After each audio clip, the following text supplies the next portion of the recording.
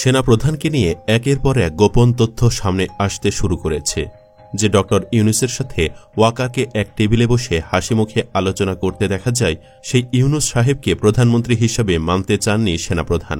কথায় কথায় যে মানুষটি এতদিন দেশপ্রেমিকের পরিচয় দিয়েছে সেই মানুষটি হাজারো মানুষ খুনের পরও হাসিনাকে নিরাপত্তার সাথে ভারতের বিমানে তুলে দিয়েছিল, আশ্রয় দিয়েছিল ওবায়দুল কাদের সহ আরও অনেককেই।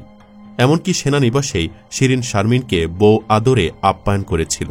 এসবের আরও বিস্তারিত থাকছে ভিডিওর মূল আলোচনায়। গত বছরের ৫ই আগস্টের পরে অন্তর্বর্তী সরকারের প্রধান উপদেষ্টা হিসেবে মোহাম্মদ ইউনূসের নিয়োগের বিরোধিতা করেছিলেন সেনাপ্রধান জেনারেল ওয়াকারুজ্জামান। এমনটাই জানিয়েছেন স্থানীয় সরকার, পল্লী উন্নয়ন ও সমবায় উপদেষ্টা আসিফ মাহমুদ সজীব ভুইয়া। তিনি বলেছিলেন, সেনাপ্রধান আমাদের বলেছিলেন ডক্টর ইউনূসের নামে মামলা আছে, তিনি একজন কনভিক্টেড পারসন। একজন কনভিক্টেড পারসন কিভাবে একটি দেশের উপদেষ্টা হয় বলে প্রশ্ন তুলেছিলেন সেনাপ্রধান।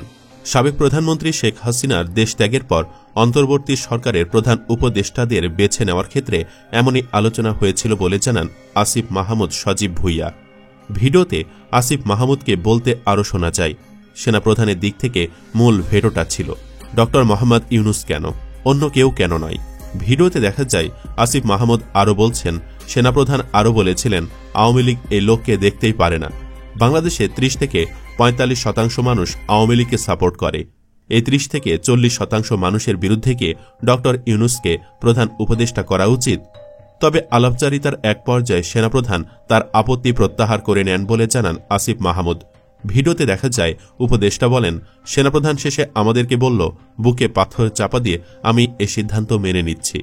আওয়ামী লীগ সরকার পতনের পর অন্তর্বর্তী সরকার গঠনের আলোচনায় ইউনূসের নাম বিবেচনায় এ সাজা ছিল একটি বাধা। কারণ সংবিধান অনুযায়ী সাজা প্রাপ্ত হওয়ায় ইউনূসের সরকারে থাকার কোনো আইনি সুযোগ ছিল না। ২০২৪ সালের ১ জানুয়ারি ঢাকার তৃতীয় শ্রম আদালত শ্রমিক ঠকানোর মামলায় মোহাম্মদ ইউনূস সহ ৬ জনকে ৬ মাসের কারাদণ্ড ও ৩০,০০০ টাকা জরিমানার আদেশ দেয়। তবে সেদিনই জামিন দেওয়ায় তাকে কারাগারে যেতে হয়নি। কলকারখানা ও প্রতিষ্ঠান পরিদর্শন অধিদপ্তরের করা এই মামলায় গ্রামীণ টেলিকমের ১০১ জন শ্রমিক কর্মচারীকে স্থায়ী না করা, গণছুটি নগদায়ন না করা, শ্রমিক কল্যাণ ফাউন্ডেশনে নির্দিষ্ট লভ্যাংশ জমা না দেওয়ার অভিযোগ আনা হয়েছিল। অবশ্য শপথ গ্রহণের আগের দিন ৭ আগস্ট সেই সাজা বাতিল করেন ঢাকার শ্রম আপিল ট্রাইব্যুনালের চেয়ারম্যান এম এ আওয়াল। ফলে ইউনূসের সামনে সরকারকে নেতৃত্ব দেওয়ার কোনো বাধা ছিল না। শ্রম আদালতে দেওয়া ৬ মাসের সাজার রায়ের ইউনূস সহ গ্রামীণ টেলিকমের ৪ কর্মকর্তা যে আপিল করেছিলেন তার শুনানি হওয়ার কথা ছিল গত ১৪ আগস্ট। কিন্তু তার আগেই ইউনূসকে সরকার প্রধান হিসেবে দেখতে চাওয়ার কথা জানায় আওয়ামী লীগের পতন আন্দোলনে নেতৃত্ব দেওয়া বৈষম্য বিরোধী ছাত্র আন্দোলন। এরপর সেই শুনানি ১ সপ্তাহ এগিয়ে আনা হয় এবং ৮ আগস্ট শপথ নেয় অন্তর্বর্তী সরকার।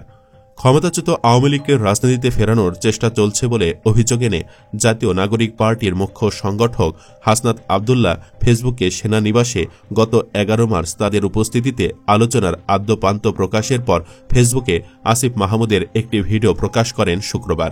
সেখানে এসব কথা বলা আছে। এই ভিডিওটি কবে ধারণ করা এবং কোন সময়ের ঘটনার বর্ণনা এখানে দেওয়া হচ্ছে সেটি উল্লেখ ছিল না। যোগাযোগ করা হলে হাসনাত আবদুল্লাহ বলেন, এই সাক্ষাৎকারটি ১৫ই মার্চ রেকর্ড করা হলেও টিভি চ্যানেল থেকে পরবর্তীতে ছাড়তে অনাগ্রহ দেখাচ্ছে। আমাদের কাছে থাকা ভার্সনটি তাই সোশ্যাল মিডিয়ায় ছাড়া হলো। সব মিলে যত সময় যাচ্ছে ততই কালারিং হচ্ছে সেনাপ্রধান। এখন তো আওয়ামী লীগের পুনর্বাসনের চেষ্টার অভিযোগ উঠেছে। তবে ওয়াকার অনেক আগেই এই কাজ শুরু করে দিয়েছে। শুনতে অবাক লাগলেও সেটা ৫ আগস্ট থেকেই। এ নিয়ে ফেসবুকে ডক্টর কনক সারোয়ার কিছু তথ্য জানিয়েছেন। তিনি বলেছেন, জেনারেল ওয়াকার নাকি তার উইজডম দিয়ে আওয়ামী লীগকে পুনর্বাসন করবে। আওয়ামী লীগকে ফেরাতে সেনাবাহিনীর ভেতরে পলাতক হাসিনার পাচাটারা সক্রিয় হয়ে উঠেছে। ইনক্লুসিভ ইলেকশনের নামে আওয়ামী পুনর্বাসনের পরিকল্পনা প্রায় চূড়ান্ত। হাসনাত আবদুল্লাহ সহ আরও ২ জনকে গত ১১ মার্চ ক্যান্টনমেন্টে ডেকে নিয়ে নরমে গরমে বোঝানোর চেষ্টা চলে জেনারেল ওয়াকারের মুখে নেকাব সরে গেছে। ডক্টর কনক সারোয়ার আরও বলেন, এই উইজডম জেনারেলি চুপপুরে সরাইতে দেয় নাই। শিরিন শারমিন গোপনে পাসপোর্ট করার বিষয়টি ধরা পড়ার পরও তাকে বউয়ের আদরে সেনা অফিসার্স মেসে থাকতে দেওয়া হয়েছে। আরও অনেক আওয়ামী ক্রিমিনালও এখনও তার আশ্রয়ে। আরও যে কত কাহিনী। হাসিনার পাচাটা সর্বোচ্চ সুবিধাভোগী এই মুরব্বী এখন উইজডম বা পাণ্ডিত্য ঝাড়ছে। তিনি বলেন, দেখি আপনার উইজডমের দৌড়। হেডাম থাকলে আওয়ামী লীগকে পুনর্বাসন করে দেখান। কাদম্বিনী মরিয়া প্রমাণ করিল সে মরে নাই।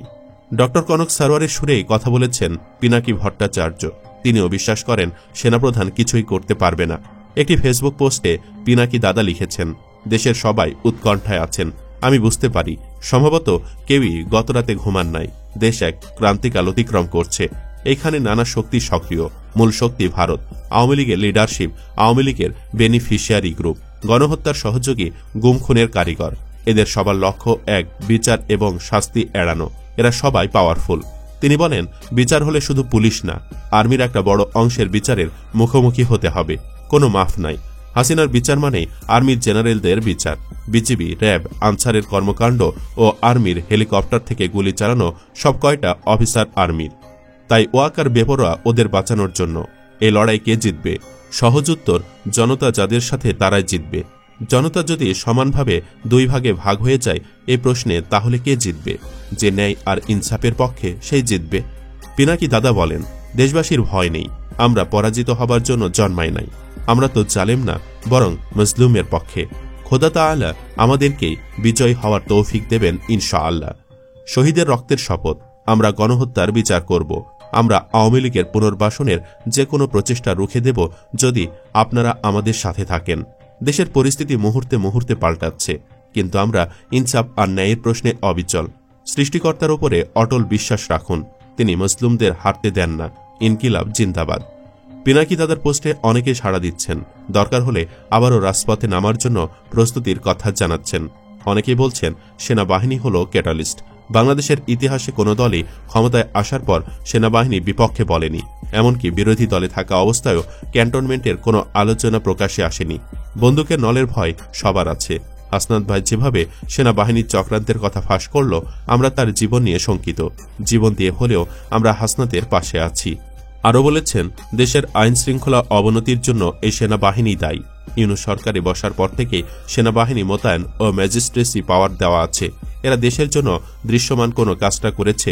উল্টো স্বৈরাচারী দোসরদের সেনানিবাসে রেখে নিরাপদে দেশ ত্যাগে সহযোগিতা করেছে।